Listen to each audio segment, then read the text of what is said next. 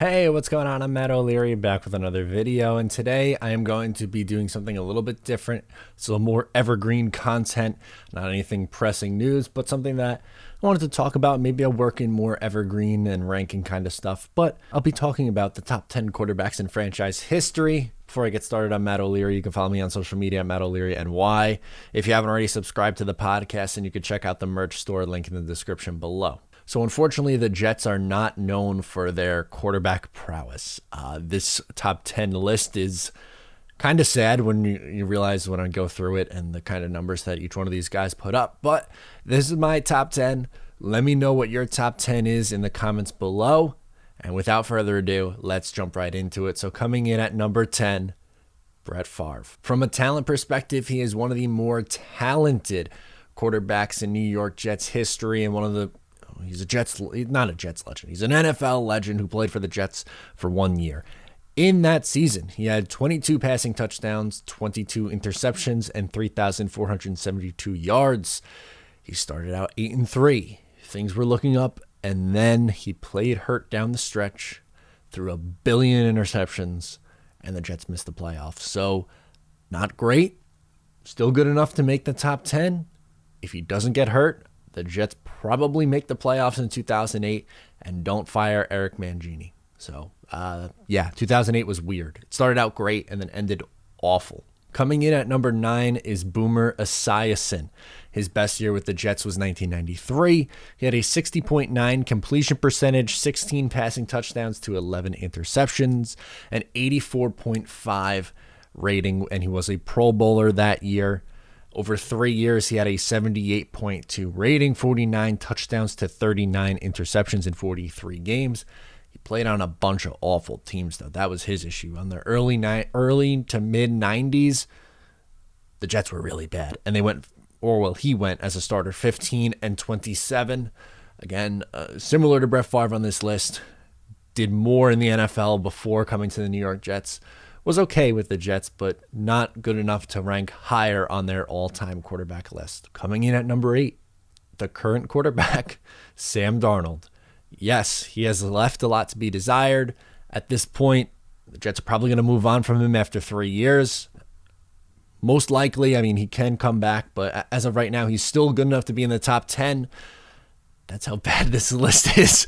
He has 45 touchdowns to 39 interceptions in 38 career starts. His best year was in 2019, 61.9 completion percentage, 19 touchdowns, 13 interceptions, 232.6 yards per game, and an 84.3 rating. He played in 13 games that year. This is someone who when drafted, anticipated would be finishing in the top 3 if he didn't continue to get injuries and weird things like mono. He probably would have been higher on this list. If Adam Gase wasn't hired after the 2018 season, he definitely would have been higher on this list, but even still as just a 3-year starter, good enough to crack the top 10. That's the Jets quarterback situation. Okay, so coming in at number 7 now, how about Richard Todd? He was the quarterback from 1976 to 1983. Best season, 1981, 25 touchdowns to 13 interceptions.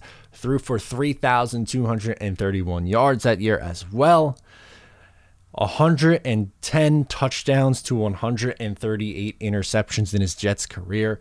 A 68.6 passer rating. And he threw 30 interceptions in the 1980 season. He was up and down. Was he great? No. But he was a long-term starter, so he has to make this list somewhere. So he comes in at number 7. Again, I told you, this list is not going to be very good. Coming in at number 6, Ryan Fitzpatrick. Yes, it was short-lived, but 2015 was arguably the Jets' best quarterback season. It's up there for sure. Top 3, no doubt about it. 3,905 passing yards, 31 touchdowns, 15 interceptions, and an 88 rating. What we remember from that season, unfortunately, is the last game in Buffalo. That was really, really bad. The 3 interceptions. Was that game all on him? No. Kenbrell Tompkins dropped a touchdown pass.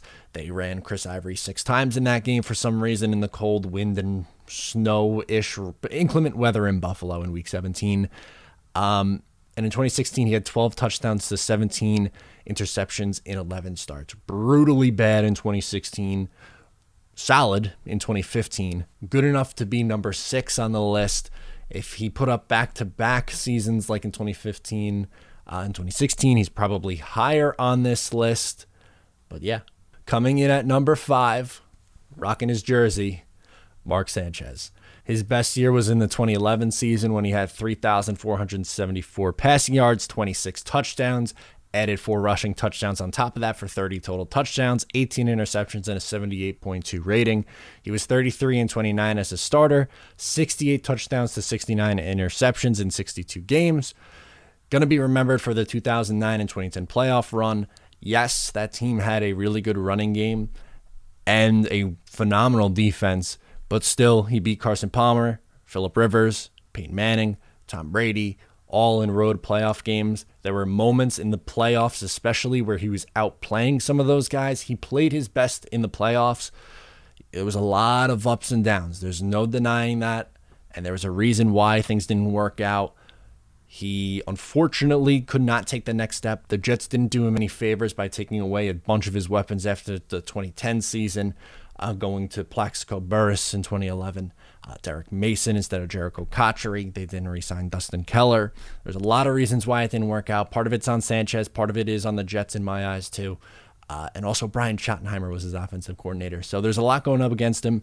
Couldn't take that next step, but is remembered semi-fondly for the 2009-2010 season, at least for me. I still respect Mark Sanchez. Was he great? No. Still top 5 on this list, though. Coming in at number 4, Ken OBrien. He was the quarterback from 1984 to 1992, a Pro Bowler in 1985 and 1991. Best year, 85, 3,888 passing yards, 25 touchdowns to just 8 interceptions, a 96.2 rating, which led the league that year. In 124 games, he had 124 passing touchdowns, 95 interceptions, 196.7 yards per game, and an 81 rating. Now, he isn't remembered fondly, and it's not necessarily his fault. Well, that's tough to say. The Jets took him over Dan Marino. That's why he's, to some, not remembered fondly. He was okay, but obviously he's not Dan Marino. And that was a really good quarterback class, and OBrien doesn't hold a candle to some of the other names in that quarterback class. So that's held against him. So there's a reason why there is, I don't know if controversy is the right word, but why some people hold things against him, and I understand that. But in terms of Jets history, one of the better quarterbacks in Jets history. That's not deniable. Coming in at number 3, Chad Pennington. He was with the Jets from 2000 to 2007. His best year was 2002. He had a 68.9 completion percentage, 22 touchdowns, 6 interceptions, and a 104.2 rating, which led the league, in 12 starts. He was an extremely accurate quarterback. Unfortunately, injuries really derailed his career. He missed time in 2003. He missed time in 2005. He missed time in 2007. And that ended up being the end of it, as the Jets would move on for Brett Favre in 2008. And then he would get the last laugh as they would come in and beat the Jets and make the playoffs over the Jets in the final game of the year, because of course that was going to happen. But if injuries didn't come into play in his career, I think he would have been more of a long-term starter. To me, this is the quarterback that I grew up with. I grew up in the early 2000s watching Chad Pennington, and I have some pretty fond memories of him. I don't really remember 2002, if I'm being completely honest, but the 04 and 06 teams that were pretty solid, he was a big part of that. So Chad Pennington definitely deserves some respect. Put some respect on his name, especially for that 02 season. That might be the best stretch of quarterback play the Jets have seen. Coming in at number 2, Vinny Testa.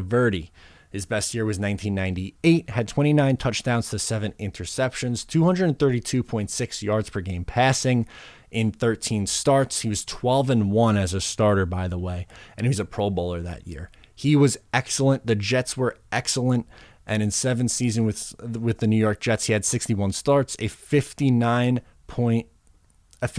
completion percentage, 77 touchdowns to 55 interceptions, and an 80.2 rating.